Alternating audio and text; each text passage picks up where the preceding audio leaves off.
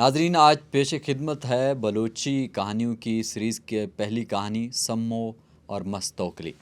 توکلی مری بلوچ قبیلے کے شیرانی طائفہ کے درکانی ٹک سے تھا۔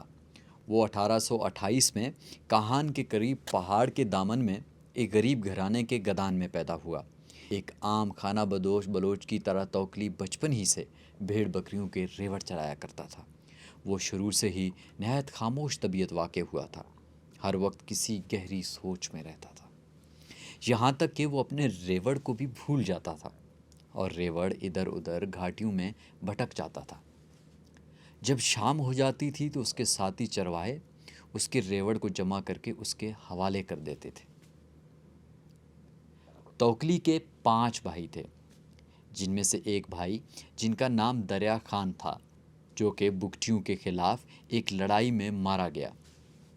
اس لڑائی کے لیے جو لشکر گیا تھا اس میں توکلی بھی شامل تھا، لیکن یہ ایسا انسان تھا جسے کشت و خون سے نفرت تھی، اس لیے وہ زیادہ دیر تک لشکر کا ساتھ نہ دے سکا اور راستے ہی سے لشکر کو چھوڑ کر واپس آ گیا۔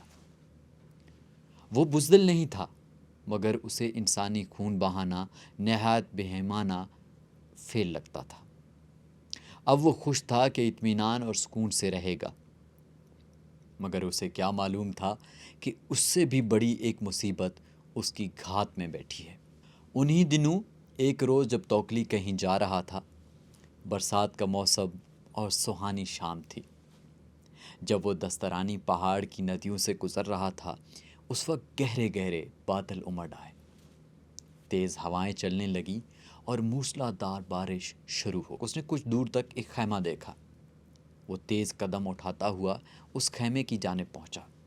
خیمے کا مالک اسے دیکھ کر خوش آمدید کرنے کے لیے باہر آیا اور اسے اپنے ساتھ اندر لے گیا۔ بارش اور تیز ہو گئی اور خیمے میں پانی ٹپکنے لگا۔ گھر کی مالکن سمو خیمے سے باہر نکلی تاکہ اپنے شوہر کے ساتھ مل کر خیمے کو مزید مضبوط کرے۔ اتنے میں بجلی چمکی اور توکلی کی نگاہیں سمو پر پڑیں، جو بارش میں بھیگی ہوئی تھی۔ خیمے کے باہر کھڑی تھی، اس کے لمبے لمبے سیاہ بال اس کے شانوں پر بکھرے ہوئے تھے اور کپڑے بھیگ کر بدن سے چپک گئے تھے۔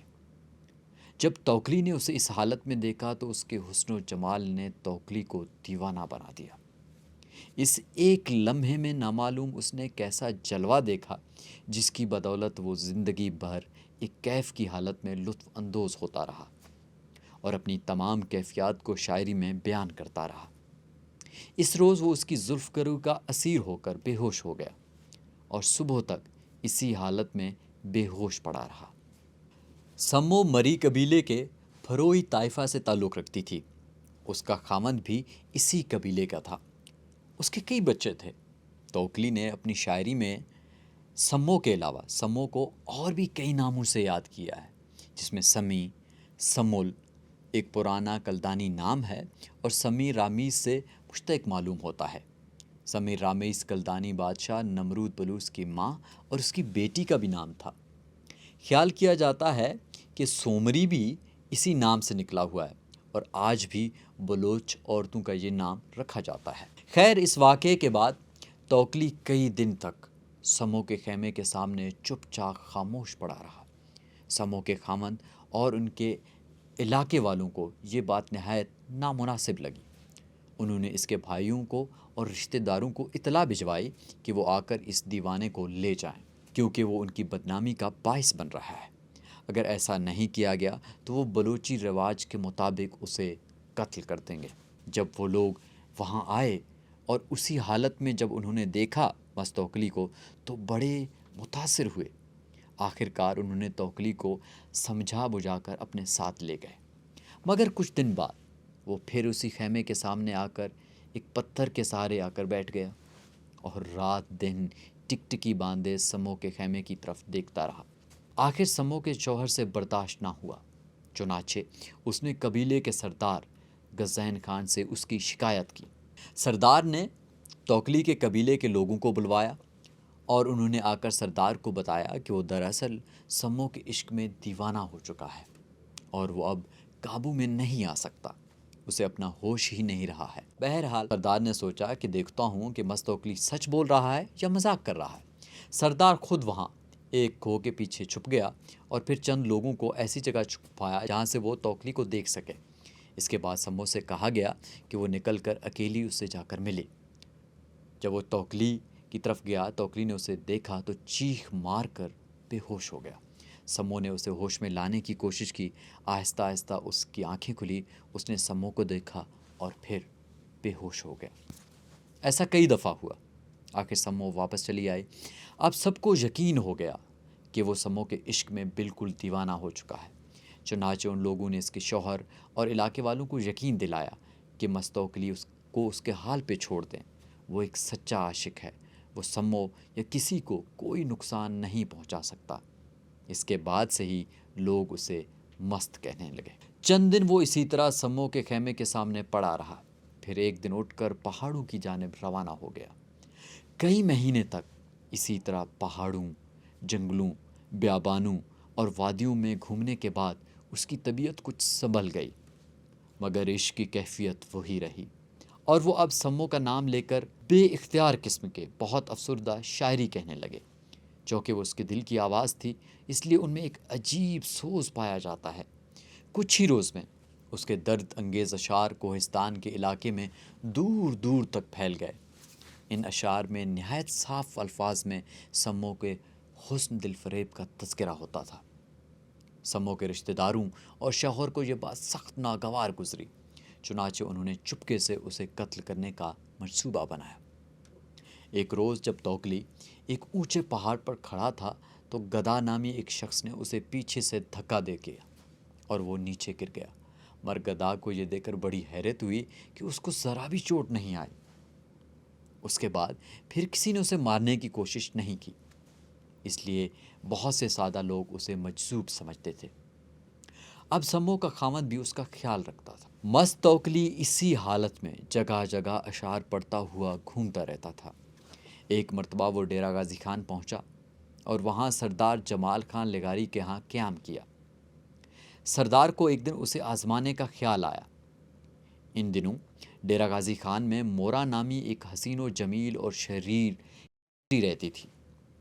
چنانچہ اس نے طے کیا کہ رات کو اسے بلوایا جائے گا تاکہ وہ اپنے ناز اور نخرے سے توکلی کو اپنی طرف راغب کرے۔ جب رات ہوئی اور سردار کی محفل ختم ہوئی تو توکلی اپنے کمرے میں پہنچا تو وہاں مورا بناؤ سنگھار کیے ہوئے بیٹھی تھی۔ سردار کے ملازموں نے کمرہ بند کر دیا۔ مورا نے اسے لبھانے کی ہر طرح کوشش کی، مگر وہ چپ چاپ بیٹھا رہا۔ آخر کار اسے غصہ آ گیا اور وہ بڑبڑانے لگا اور اس کے منہ سے جھاگ نکلنے لگا۔ مورا اس کی یہ حالت دیکھ کر بے ہوش ہو گئی۔ سردار کے ملازم چھپ کر یہ سب دیکھ رہے تھے۔ انہوں نے سردار کو جا کر ساری بات بتا دی۔ مست توکلی نے اپنے اشعار میں سردار کو مخاطب ہو کر کہا کہ میں سمو کے ساتھ کیا ہوا اپنا وعدہ کسی کے لیے نہیں توڑ سکتا۔ ان حسیناؤں کی دوستی 4 دن کی ہوتی ہے۔ اگر آپ کو مجھ سے واقعی ہمدردی ہے تو مجھے ان سے بہلانے کی بجائے تیز رفتار گھوڑ سواروں کا ایک دستہ دیجیے تاکہ میں کسی جنگ کی طرف نکل جاؤں، مگر یہ سرداروں کے کام ہیں، وہی کر سکتے ہیں۔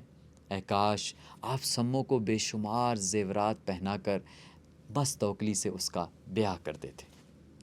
اس خواہش کا اظہار انہوں نے سردار سے کیا۔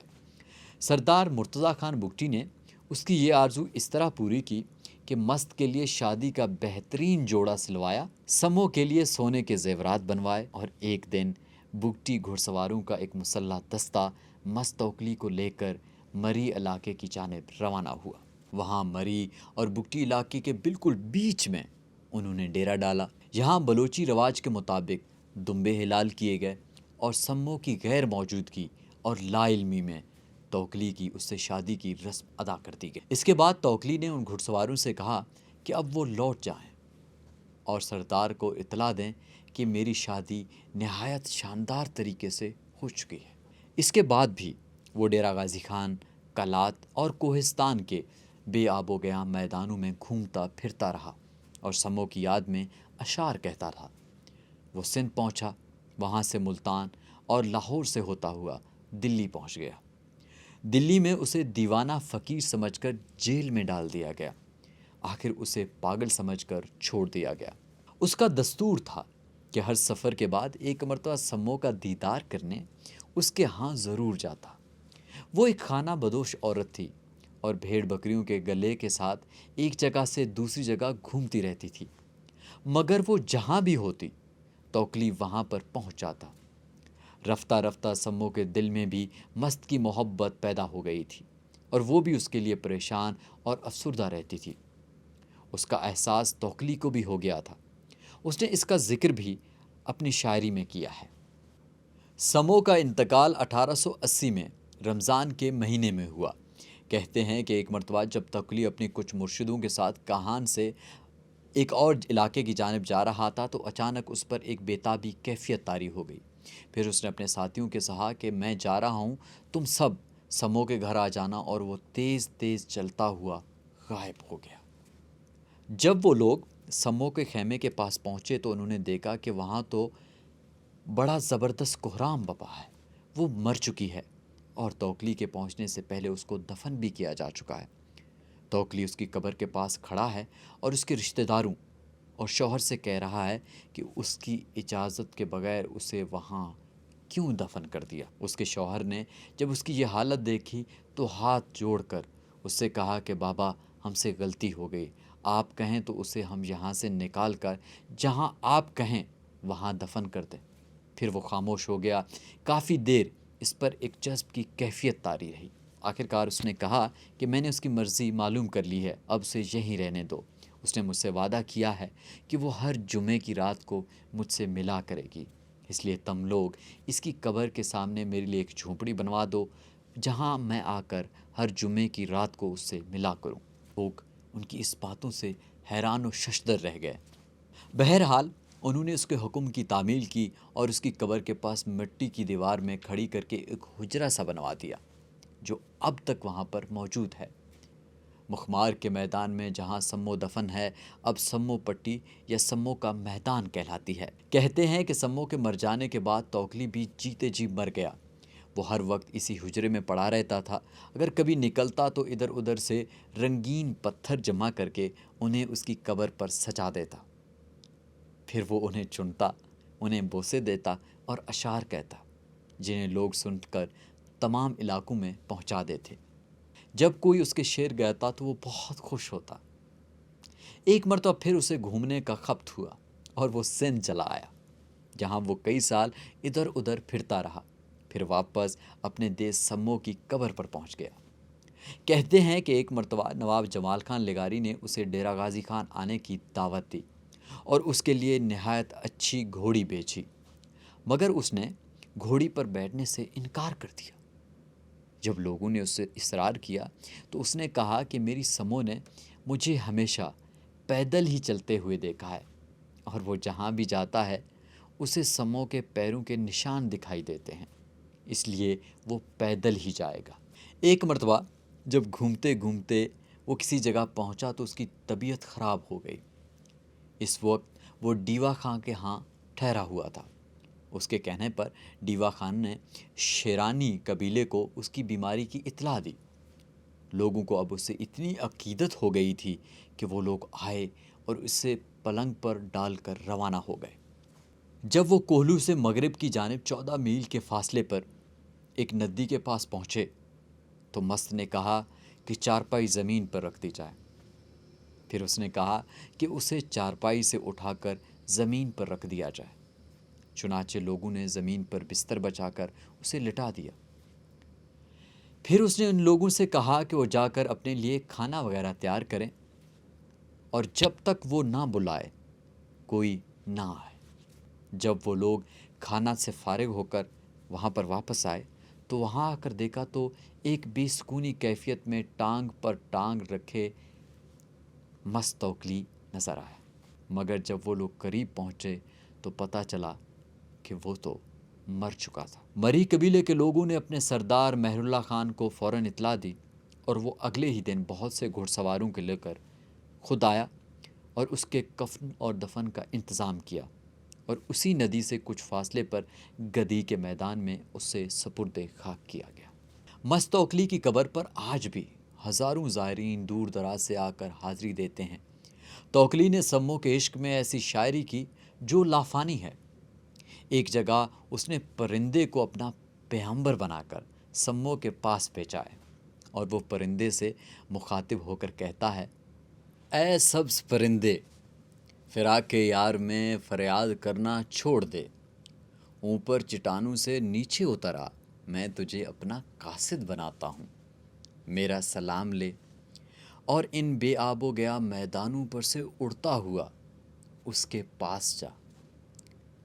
میرے اس دوست کی نشانیاں یہ ہیں، اس کی آنکھوں کے ڈورے سرخ ہیں، اس کی ناک ستواں سرمے کی سلائی جیسی ہے، اس کے دونوں ابرو باہم پیوستہ ہیں، میرے دوست کے سینے پر 3 تہوں کا تعویذ آویزاں ہے، اس کی کونچ جیسی گردن ہے، اس میں سفید چاندی کا توق پڑا ہوا ہے، اس کے دونوں ہاتھوں کے کنگن آگ کی طرح روشن ہیں، اس کے سینے پر آویزاں تعویذ رات کو بجلی کی طرح چمکتا ہے، اس کے گیسو بل کھائے ہوئے ہیں، اور اس کی ناک میں پڑا ہوا آویزہ اس کے لبہائے خنداں پہ لٹک رہا ہے۔ سمو کی چاہت مجھے زنجیری چابکوں سے مار رہی ہے۔